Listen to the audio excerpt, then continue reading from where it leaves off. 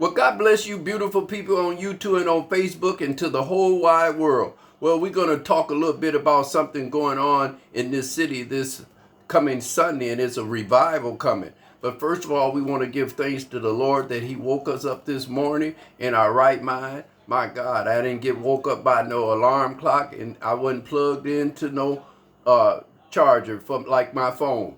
It was God, the grace of God that woke me up this morning. And I can't do nothing but give the Lord a clap off from this morning. Come on, you can clap your hands this morning. We need to get together. And this is what this revival is going to be talking about this Sunday at 9 o'clock. I know you're going to ask, well, what time do it end? Yeah, you want to get to your weeds. You want to get to your dope. You want to get to your heroin. You might want to get to your pill. You may want to not even do nothing with them church folks. Some of y'all going to church on Sunday and don't like church folk. Some of y'all in the churches now that don't like other church folks. Why? Because of religion. This text we're going to talk about is what the revival is talking about. The separation in Jesus Christ. And a lot of people said that John 17 is the Lord's Prayer. And if I would ask a lot of people what is the Lord's Prayer, most of y'all going to start off saying, Our Father which art in heaven, hallowed be thy name, thy kingdom come. That's not the prayer to the Lord.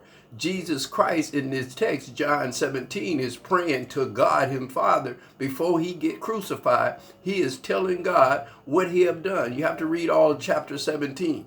He's talking about he just could imagine if we could all be one. Instead of all these different Church of God in Christ, Jehovah Witness, Latter-day Saint, Seventh-day Adventist, Hukapuka's church, Rahawaha church, all of these different churches, and Jesus Christ is saying to his prayer to the Lord, the Lord's Prayer, Our Father which art in heaven, hallowed be thy name. That's for us to learn how to pray. That's not us praying to the Lord. That's Jesus Christ in this text praying to the Lord, saying how he, just imagine if we all could be one. Let me read that so you don't look at me funny. In John chapter 17, verse 21, it said that all of them may be one. I could stop there.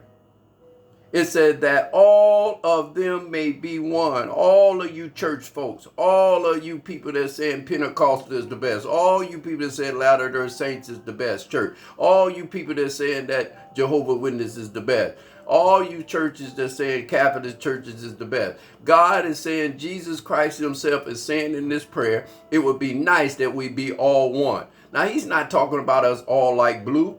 Everybody ain't gonna like blue.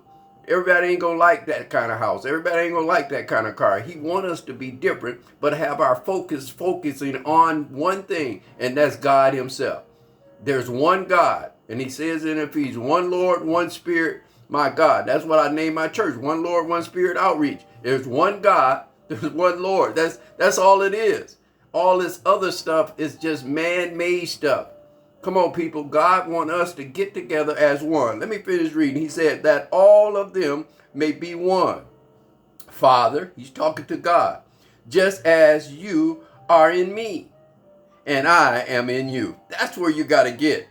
May thy also be in us, so that the world may believe that you have sent me. Otherwise, he's talking about just like I'm in you and you in me, God. Can the people get that same attitude that we all one? One can't fall without the other. Listen, if this roof fall down right now, God forbid it don't, but it fall on me and it got my neck like this, and I'm stuck. And the first thing on my house, hey, is Black Lives Matter around? Hey, is anybody black that's Democrat can help me? No. I don't care who helped me. You could be green with antennas. Help this beam get off my neck. And this is what God's saying. And sometimes God have to bring crises and tragedies and violence and death. He allows that to happen. So why? Sometimes tragedies bring us together. I've watched it. I've done many funerals. I've been over a decade now past, and I've watched many funerals where there have some good parts in funerals too. I did a funeral years ago. These two sisters haven't spoken in 30-some years over fallout over some man. Due to the funeral of their brother died, I seen them at the end hugging and said, I'm so sorry. Other girl said, I'm sorry too. Let's start hanging out like we used to. So sometimes through death, God brings victory. My God, he said, what the devil meant for evil, I'll turn it around for the good. And this is what this revival is going to do. If we can all get out there, all of us get out there, drug dealers, crack cocaine smokers. My God, it might be a little something to eat if you're a little hungry. Come out there and get with this revival for this city. Because I live here. You live here. We got to want the best. And let me just give a little PS here.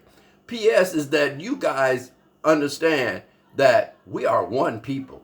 And churches, inside of the churches, them 80 people, them 200 people, them 7 people, them 5 people. I like them people. I love mega, don't get me wrong. I preach to Notre Dame Stadium with the bullhorn and tell them how the goodness of Jesus Christ. I ain't ashamed of it. I wasn't ashamed when I was walking, getting that crack cocaine at 2 o'clock, walking down alleys, dogs barking you, chasing you, and he ran you right to the dope house. And you went right back through that same alley to get home to smoke that dope. I ain't gonna get no help.